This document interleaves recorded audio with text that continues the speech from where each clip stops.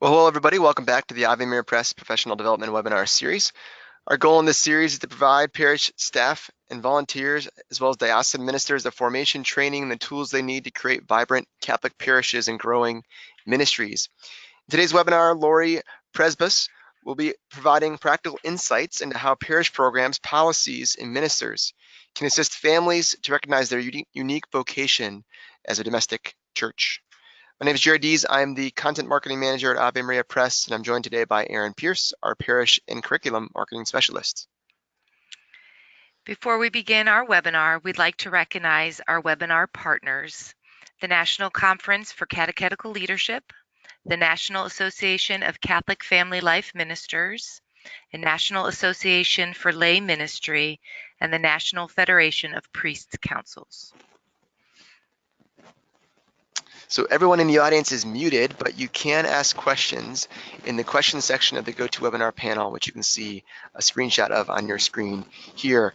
I'd also like to note there's a couple of handouts that Lauri will point out during the presentation. You can also find those in the panel. If you look there in the drop-down under handouts, you can download those now or later on during the presentation. And finally, we are recording this presentation, and we'll send a recording to you later on this week in case you missed part of the presentation or if you want to share it with others. With that, I'd like to extend a very warm welcome to our presenter. Lauri Przybysz is a Catholic family life minister and catechist who specializes in equipping families to live their vocation to be domestic churches and signs of God's love. She is the mother of 6 and the grandmother of 21 children. Welcome, Lauri. Thank you. Thank you for having me, and I'm happy to be with all of you who are joining us. I'm happy to be with you, and I'd like to give us some time to let you know that I'm coming from the National Association of Catholic Family Life Ministers, and you can identify us by our house symbol with the cross. People belong to the Catholic Family Life Ministers Association from all different elements of ministry. And so we have catechists, catechetical leaders, we have marriage specialists, we have people who do bereavement ministry, people who do divorce ministry, any element that touches on family life. Let me see.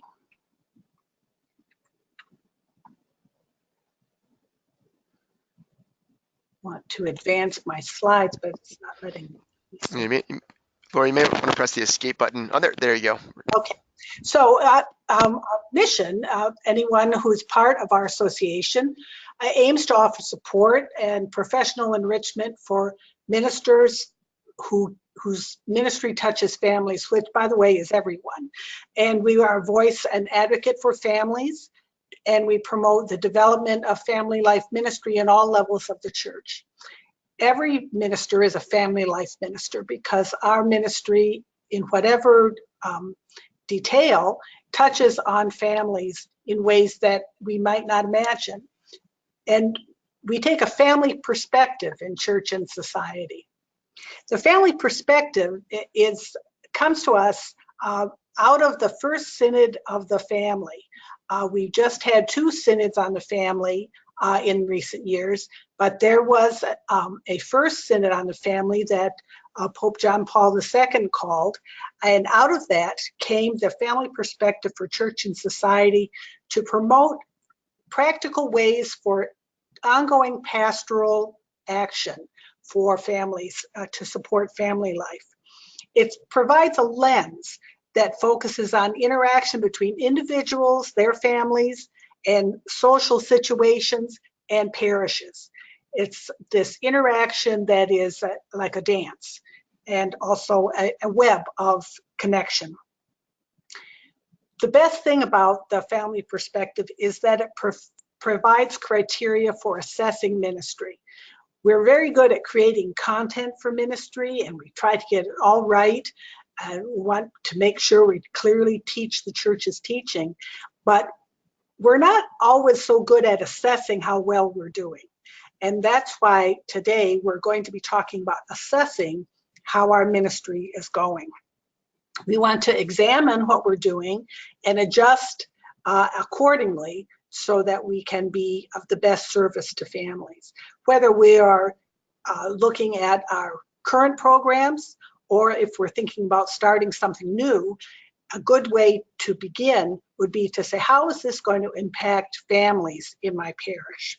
We often think in terms of individuals because we, of course, want to pay attention to every person. But the fact is that every person is connected in many ways, emotional, economic, cultural, to a whole web of relationships. And a wise family minister is going to pay attention to that. There's a new plan for pastoral ministry with families that is in development now in our church. It's due out in about a year. And that arises from the work of the Synods on the Family and Pope Francis's Joy of Love.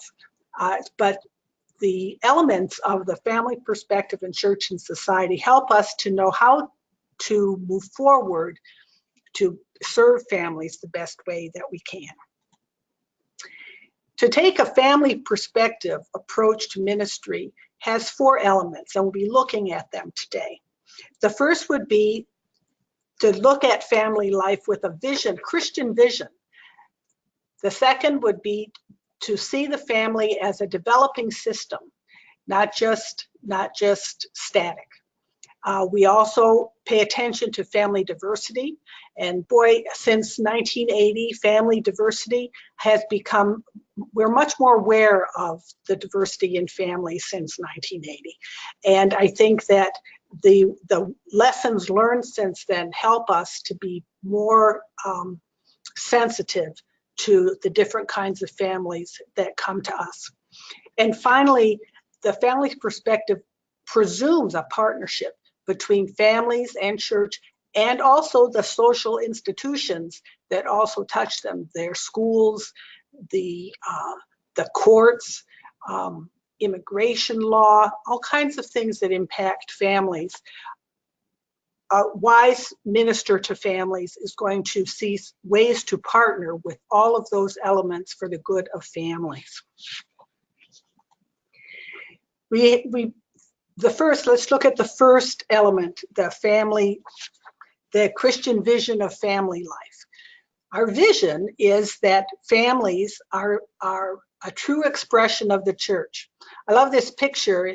I took it when I was at a family conference in Hungary, and all these families gathered in this old monastery church.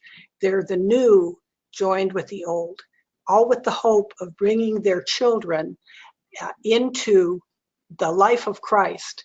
And these poor people their parents had been, oppressed under the communist system, and now they were turning to the church, and they inspired me because of how much they trusted that God was going to guide them through the church. The rationale for the church's continuing attention to the family perspective, says the document, is a pastoral strategy that family life is so important in itself that it needs ongoing support from the church. Family life is a fundamental to the healthy life of the church and society. And we worry about families. That's why we're in ministry. We want to make a difference for them. Our bishops have told us that family is our first community, the most basic way in which the Lord gathers us and forms us and acts in the world. We're dedicated to our parishes, but the families are the cells that make up our parishes.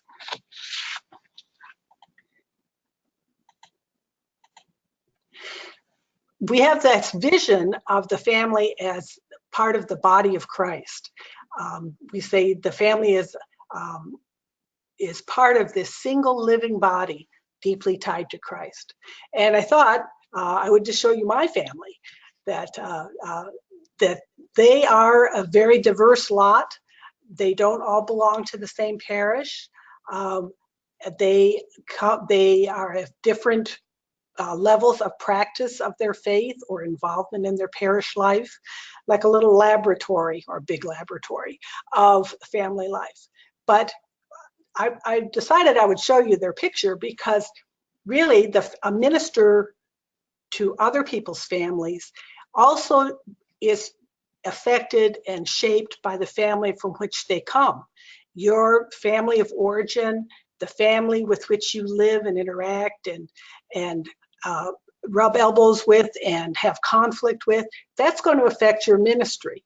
And so part of partnering with parents and empowering them to do their job well is also to take into account the family, the system from which we come. And so it benefits us to spiritually and intellectually to think about our family and to understand the relationships within it. By studying our own families, it helps us to have more compassion for the families that come to us. Of course, not every family looks like my family, and not every family looks like your family. The many households in your parish have different components, different groups of people who call one another family and who are coming to you to be part of your parish family, whether they be an older couple, single parents, a whole wide diversity of families. So how is that partnership going in your experience? Are you experiencing tension, just trying to schedule things? Or do people challenge you about the content of your program? Do people have diverse expectations about what should be happening in their participation? How much are you expecting from parents? And are you seeing that the stresses that they're under?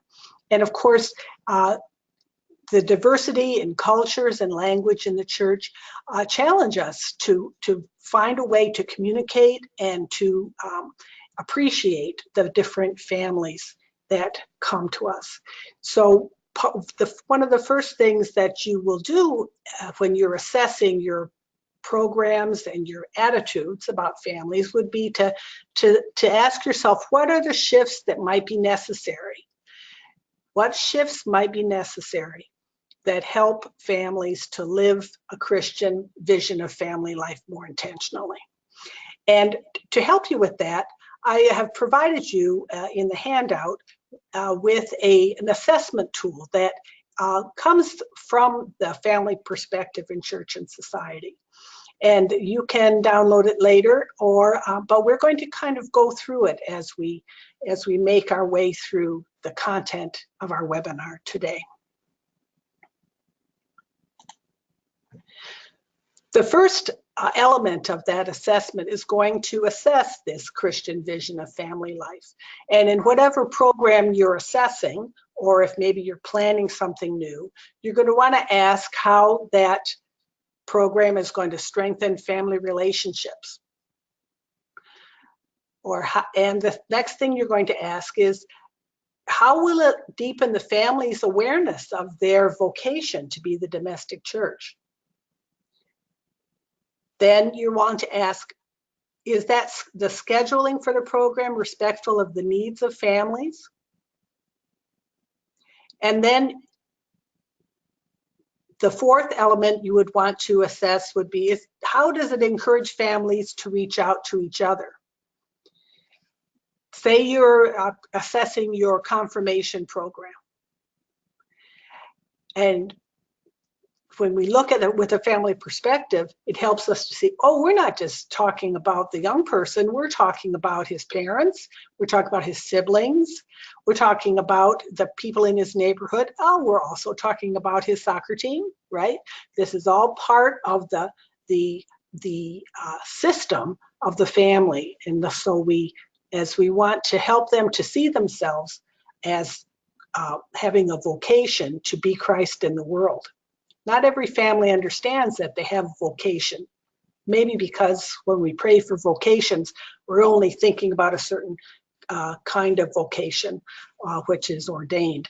But the world needs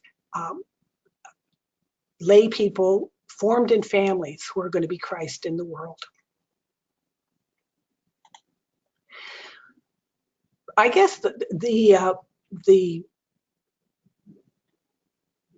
key for us is to recognize our attitudes about families.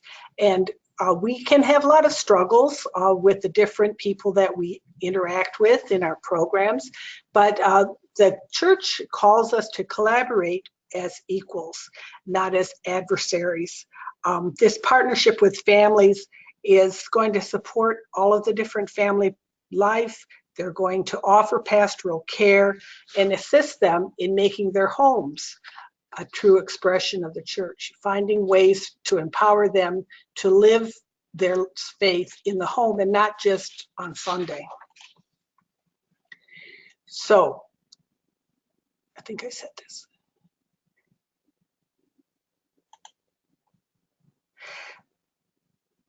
We want to look across the generations at families to understand that, especially because many families don't live near their elders.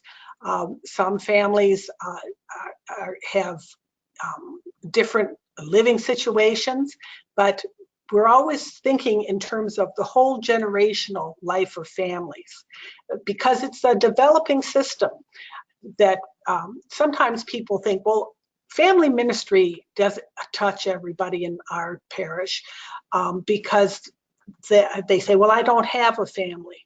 But it always helps me to express it as everyone comes from a family, that we're connected to others in relationships. So family ministry isn't just for people with little kids or for married people.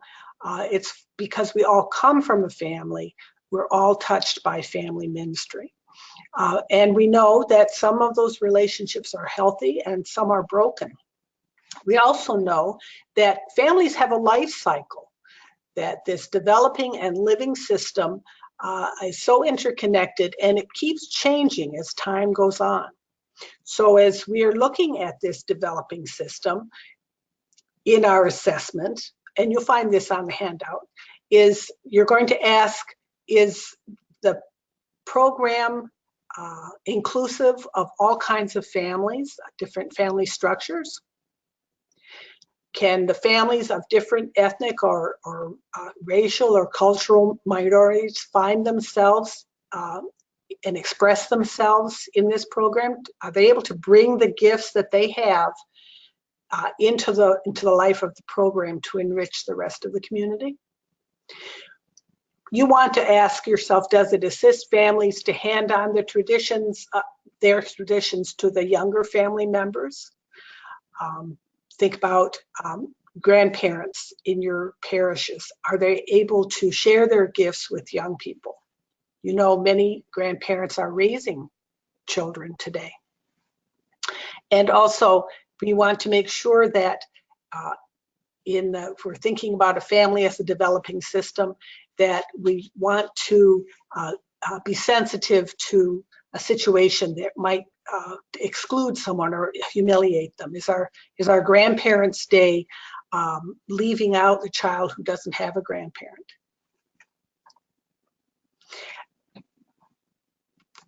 When you're talking about parish ministry, there's all kinds of opportunities in people's life cycle of their family that we can have ministry initiatives in, depending on different times of their life. The child who is a single adult belongs to a family that they may have moved out, but we're hoping that they're coming to church and still see themselves as a part of the family of the church. As people move through their times of life, they have different ministry needs, but you can see how some ministries would touch all of these lives. Think about your bereavement ministry, how everyone, whatever their stage of their life cycle, would have need for good bereavement ministry. some suggestions in the National Association of Catholic Family Life Ministers, which, by the way, has the unfortunate acronym NACFLM. In NACFLM, we take a look at all these different life cycles and come to the different people who specialize in all these kinds of ministries, come together and share resources and develop new resources. So that's one of the values of being part of an association like this, looking at the whole family life cycle.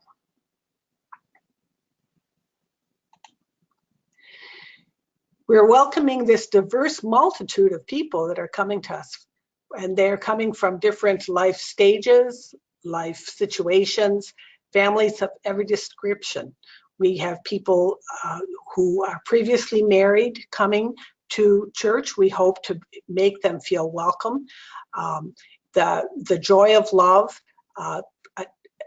the Amoris Laetitia, you might know it as, takes a look at all these kinds of families and urges us to accompany them in their life journey and to find ways to include them in the life of the parish and bring them along to closer relationship with Christ by having friends and relatives coming together in parish. That's what parish needs to be all about.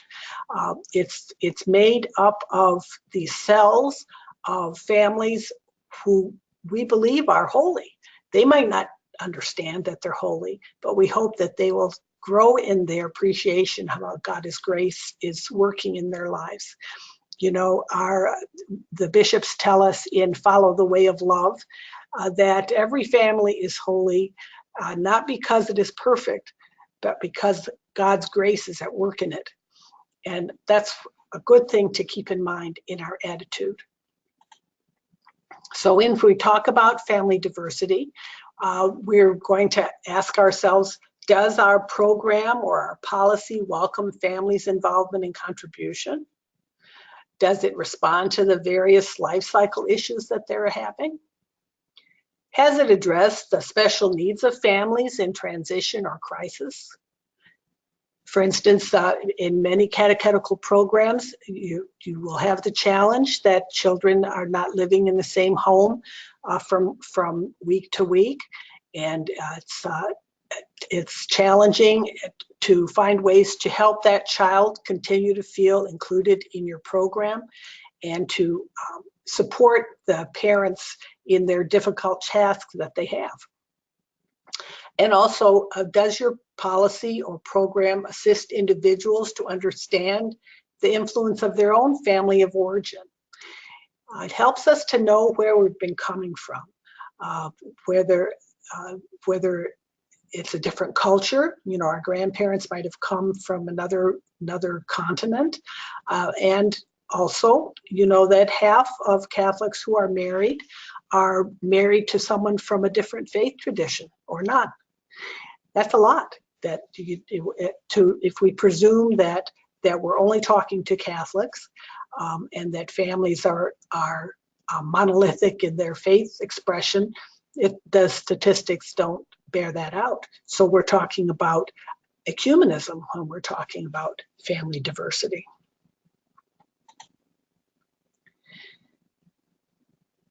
The next element of the family perspective is this partnership between families and church. So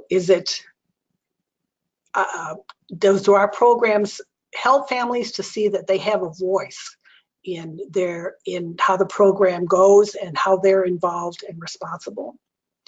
Are families involved in the planning, implementation, and evaluation of the program? That all the insights and talents and ideas that are out there, are we asking for them? Now, does this partnership we have between our parish and families also help them to deal with other elements of their society, their other schools, their hospitals, government agencies? Are we keeping a good list of contacts for government and social agencies that we can pass along to the families in our programs? Because of course, we're not going to replicate everything that society is offering or different agencies. We want to be able to have a partnership also with civic society. So what does that partnership look like? Let's take a look more at what that partnership might look like in more detail. Partnership is going to mean that we invite families to share mutual goals with us about what they want for their children. Even if a family is having difficulty and is in a lot of turmoil, what the parents want for their child is something better, something more stable, something healthy. And so we can appeal to that and partner with parents in that, rather than saying, well, we don't want the family to feel like we're talking about something that's not in their life experience. If we look at it in terms of this is what the parents want for their child's future, it helps us to partner with them to move forward in the future, rather than them feeling like we're judging them for where they are right now. People benefit if they know that what their role is. Good expectations at the beginning of a program, of your catechetical or youth ministry program, marriage preparation programs also, to have a good understanding between the parish and the family members about what is expected of them. And of course, good two-way communication is going to be essential. And we all know that sending an email isn't going to assure that people have heard you. Following up with phone calls, having a telephone tree, having many different ways to reach out, as well as, of course, having an excellent web page and an opportunity for people to give you feedback at every stage of your program. Partnership needs to be flexible to adapt to the diverse and evolving conditions that families are dealing with. And they're going to differ in, what level of involvement they can have. Some people will have more involvement, some people will have less, and that'll change as their family circumstances change. I think that it helps us to see families as our co-workers. If we have a vision, a perspective on them that sees the heart, sees to the heart. I'm thinking about Jesus tells us that we need to see with our heart and see with compassion to people. I'm thinking about the Gospel of Luke in chapter 7. Jesus is interrupted in the house of Simon. We had this reading recently.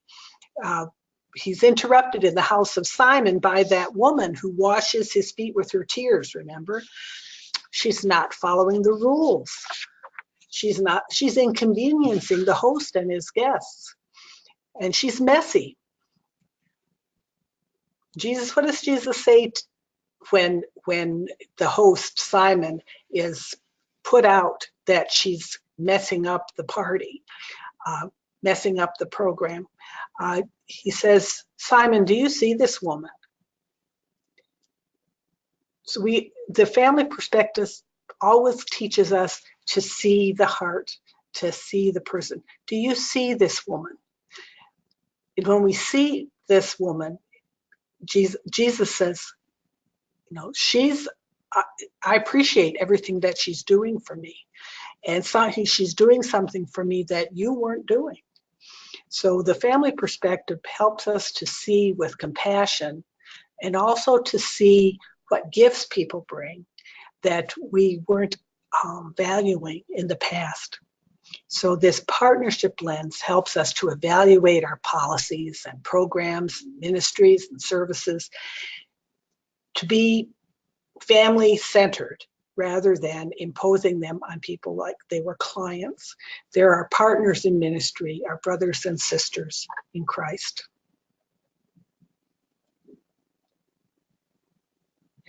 We need to prepare ourselves for this ministry.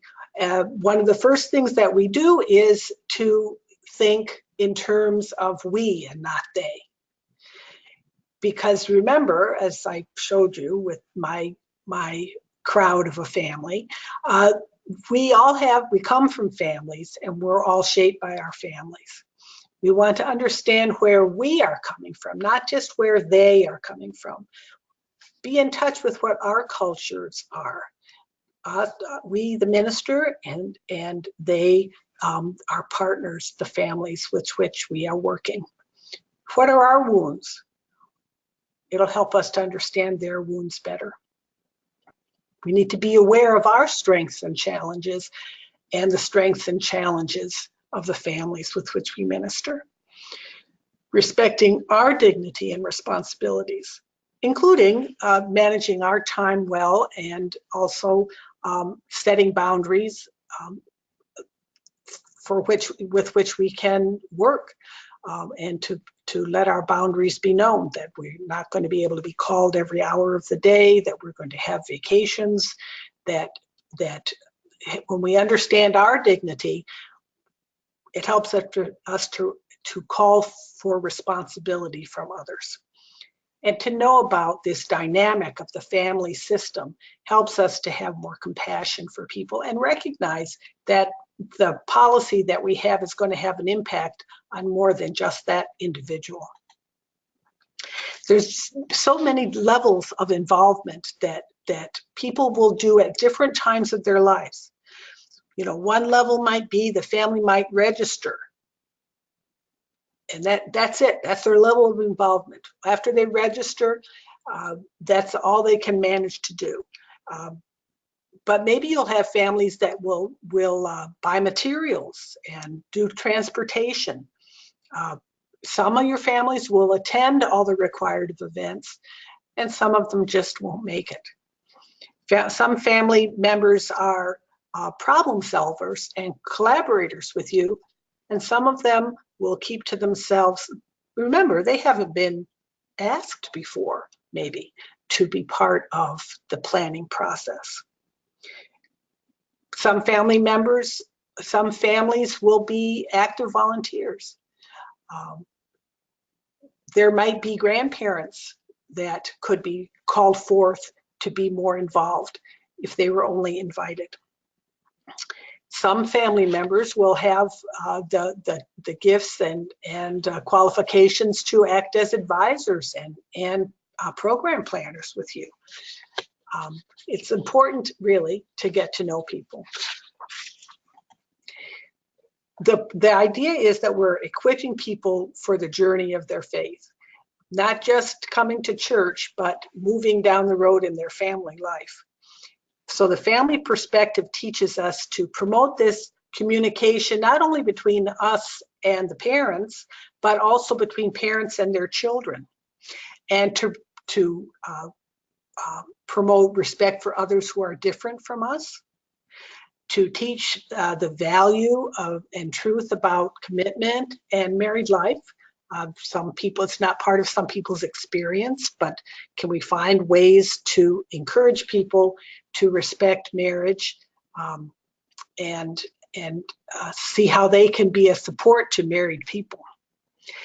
We want to be honoring family time, to make time for people to live their faith life in ways that make sense to them, whether it be in celebrating their family traditions. We should encourage them to tell the stories of their grandparents, tell the stories of their traditions, and share them with their children. But wouldn't it be wonderful to have an opportunity for family members to share stories with one another?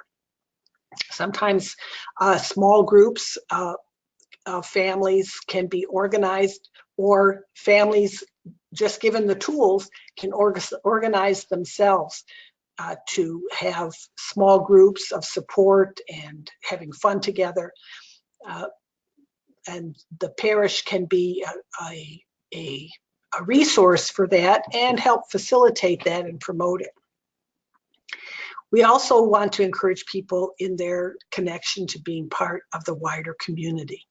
So our efforts in parish should always be looking outward and not just be saying, well, we're going to have a safe and secure space here at church. The Catholic ethos is to change society and not just circle the wagons. So we want to have this outward vision of transforming society. Well, if you are looking to improve or start family ministry in your parish, what would that look like? What steps would you need to take?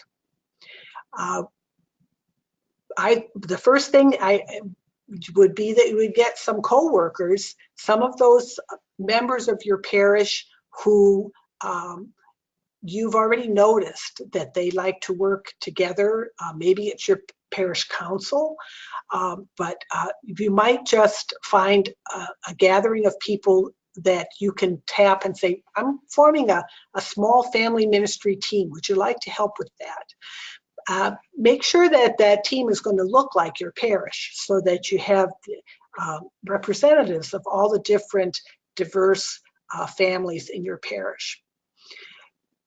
Your team their first task can be to take a survey of parish families. And I gave you a sample of the handout that you could develop, you could adapt for the course of your family ministry growth. And with surveys, it's important to not try to survey everything, because of course we want to know all kinds of things, but it's important to just keep it simple. You can find out other information later. That handout just has 6 questions on it. It says, you ask people to just fill in the sentence. Our parish hinders family life by, our parish strengthens family life by, our families strengthen parish life when. Then in light of my responses to the above, the survey says, what is one immediate adjustment we can implement in our parish to become more family sensitive? If you ask people, they could tell you. And then the 6th question would be, what is one long-term goal that we should strive for to be more family sensitive? Once you've done your survey, let people know what the survey said. It's important that they get some feedback about how the survey went. You might have a gathering at which you would provide food and childcare if needed. You want to let people know that you're listening. So there would be follow-up to the survey. And also at this point, maybe an invitation, would anyone else like to be part of our family ministry team? You want to reach out to the different current parish groups and ministries because it's important to remind everybody that they're all doing family ministry. Then your team can decide whether to start something big or something small. Your big event, you could have a big event, like a big parish party, big family extravaganza, sure. You could have, there's lots of ideas that would involve the parish hall and music and food. But there's also big things that you could do on a big scale would be to plan a program that would, if your survey showed you that there were a lot of single parent families that are looking for connection, you could invite someone to be the point person to gather single parent families. Maybe someone from your parish ministry team, your music minister might say, well, that would be cool to have a family choir rather than just the men's choir or the women's choir or children's choir. Maybe some families would come together and sing all together with all their different voices. Maybe you would initiate a grandparent ministry and bring in speakers, or have a small group, support group for grandparents. But there's lots of big things that the parish can do. And NACFLM has all kinds of lists and suggestions that people might use. But you might want to just start small. If given the encouragement, a few families might decide to do something on their own, like caroling or some other holiday-centered fun. One parish I know does trunk or treating, but that's all run by members of families, not just by the parish minister. Another small thing would be to introduce newly engaged couples at the Sunday liturgy. Invite them from your pre-Cana class. Say on Sunday, we're going to introduce you to the parish, and that would maybe encourage them to actually come to Mass. Someone might volunteer to write thank you notes to all the parish groups that are participating in helping families. Whatever we can do to encourage parents in their role as primary educators of their children is going to boost their confidence that they are in fact the leaders of their household of faith. We also want to monitor our language in the liturgy to make sure we're being inclusive of everyone, and to identify service projects that families can all participate in together. And there are some really great suggestions that you could find at the Christian Family Movement. It's CFM.org that has all kinds of ideas for small groups of families to work on together.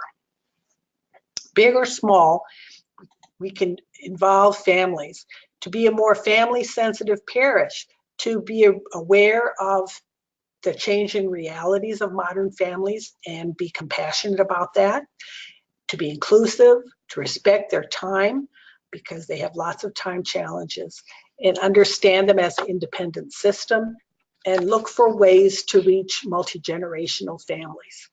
The more we can promote all of these elements, that's how we're going to be a more family-sensitive parish.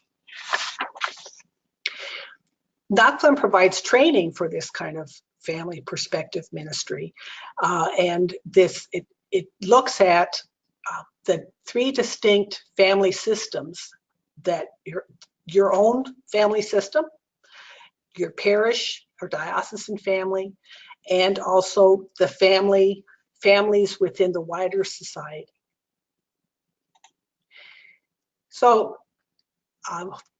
hopefully you would be inspired to be part of this network of experts by joining NACFLM, and you can invite this Ministry with Families training to your diocese or parish by contacting us. We have an annual conference at which you would network with people, and job listings and monthly professional development opportunities. What's the future of the church? We don't want to be left behind as society keeps changing. Pope Francis, and I'll close with this dream of Pope Francis. He says, "I dream of a church that is a mother and a shepherdess. The church's ministers must be merciful, take responsibility for the people, and accompany them like the Good Samaritan, who washes, cleans, and raises up his neighbor. Structural and organizational reforms are secondary," he says. "They come afterward. The first reform must be the attitude. The ministers of the gospel must be people who can warm the hearts of people, who walk through the dark night with them, who know how to dialogue and to descend themselves into their people's night, to go into their night with them, into darkness, but without getting lost." So that's our charge in Ministry with Families. And I hope that this assessment tool and survey will be helpful to you in that process. Thanks. Well, thanks, Lauri.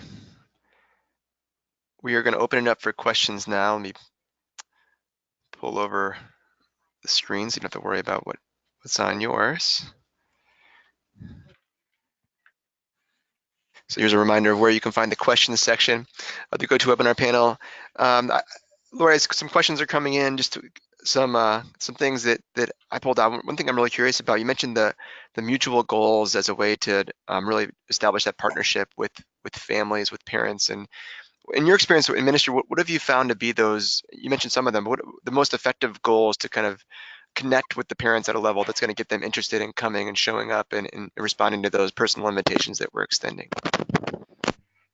Well, I think that the goal that really touches people's hearts is trying to pass on faith to their children. And also, people are really suffering because many of their children have fallen away from the faith. So one goal is to pass on the faith. Another goal is to discover ways to live your faith that's going to be a sign, at least, to our family members that are not practicing the faith.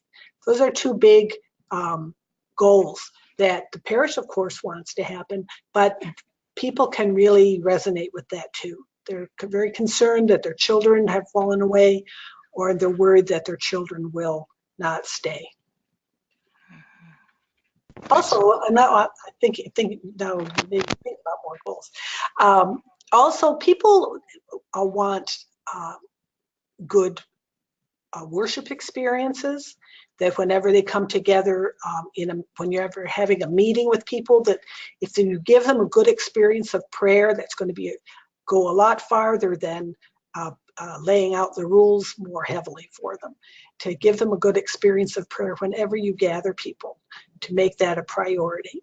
Another good goal for family ministry is to pay attention to where the gifts are in the parish that people could share if they were only asked. So a goal would be to share gifts, but also to receive them. Great. So we do have a question here from Laura. She says, we're just beginning family ministry in conjunction with our intergenerational faith formation. My biggest challenge so far is getting empty nesters involved in the team. They will help, but not commit to the team. Any suggestions? Well, you can, if they're willing to help, that's really a big step. And so if there could be small time limited ways in which they could help, it might draw them into more involvement. Sometimes people don't want to commit because they don't know if they'll be able to fulfill that commitment. Mm-hmm. So having just small bites of involvement is, we can be satisfied with that. That's what people can give. But out of those volunteers, a few of them might say, I think I can do more. And so just to keep breaking down the jobs into their smaller parts. Some people, their skill is they can cook, and they'll cook for you, but they're not going to be able to serve it. Some people say, oh, I can dish out things, but I'm not a cook. So to just keep breaking the jobs down smaller and smaller. Also, remember that some people don't see themselves as involved in family. They say, well, I don't have a family. But you're folks that they're just coming to church by themselves. If they're invited to help, they just never thought of volunteering because they weren't thinking in terms of family. But if you say, Joe, can you help us build that creche for the Advent party? And Joe might never have thought that would be something that he would be involved in because he doesn't have small children, but he has tools. So to just think and just see with the eyes of the family perspective about where the gifts are. I like that idea too of that personal invitation. as you said, sometimes people haven't been invited to get involved. So that personal invitation in that specific task. Right. Just keep the tasks simple and think in terms of who can be inviting. And there's going to be some really outgoing people in your parish that have a real gift for that will bring along their friends to things, that they're a real gift to you. And if you can empower them to send an invitation out to somebody who would not have been invited before. Thanks, Lauri. First of all, just to piggyback on that, I love the way that you expanded the definition of family ministry today. We're not talking only about parents of young kids, and I'm hoping we're getting that larger vision based on listening to you today. A question that I had about the very end, I thought it was really interesting. You talked about two different kinds of ministries, that there's like the big and then there's the small. And it's interesting because we've had so many different people come into this webinar series and talk about the advantages of both. And we've definitely seen a shift over the last few years of more people focusing on the smaller groups, smaller ministries, smaller, more focused things than the big, large events. So what's your experience been? Is which one works the best? Or maybe it's different depending on the different parish, but what's if you had to get somebody that wanted to do something with families right now, wanted to get started, what would you suggest? Go small or go big? I think small. I think small is the key, because people can manage their schedule with a few other families. But I think that in my experience with the Christian family movement, that small groups have been the real key for people finding ways to use their talents and gifts. And that small group might be the one that would plan something big and say, oh, we'd like to teach people square dancing. And so your big event might come out of the creativity of the small group. So I would think start small. Also, when you start small, people get to know each other better. A big event you can be pretty anonymous at, and people are more like an audience, and it can happen that way, that we're tempted to show, what a good facilitator we are, but people haven't been able to really interact. They've just been sort of an audience. So if we have a movie night and have all the families come to the movie night, well, that's fun, but the important work of building up families is going to happen in the time chatting afterwards, having an opportunity for follow-up. So I think if you're having a big event, to always find way for people to reconnect with people that they've met, whether as in volunteering or in doing a project together. So kind of a partner between, if you're having a big event, to say, and we're looking for people who will go out and pass out these pumpkins at the nursing home. So, and it gives people something to do next, rather than just be the audience. I love that. It's been my experience too. Those in-between moments and the conversations you're having, those tend to be the really most powerful parts a lot of times of the different ministries. And again, I like the idea of just the focusing on almost the grassroots idea of family ministry, really empowering people to organize things and getting behind them when the ideas come up, and supporting them in that way. So, all right, Erin, go ahead. Great. What has been the most rewarding thing for you in this family perspective? Like, how has it changed parish life from your experience? Well, it certainly has helped me raise my own children in the faith, because we've as a family gotten involved in helping other people. I see that is playing out now in the lives of my children as they raise their children. So I have laboratory experience on this, working in a helpful way, and also in keeping people connected that might otherwise be disconnected because of disappointments they've had, or bad parish experiences that they've had, because they've had a taste of well, I know that it can be good. It's not always going to be this challenging or disappointing. I think that I've seen parishes that empower these small groups of families discover new ways of impacting families. In my parish, the small family group that we organized, my husband and I organized, out of those members, they got ideas for saying, oh, we'd like to start a men's group. And so they just, because they had experience of sharing their faith in a small group, it gave them courage to then to do more. Some of them said, well, we want to work with the homeless shelter, or we'd like to know more about how to help women experiencing domestic violence.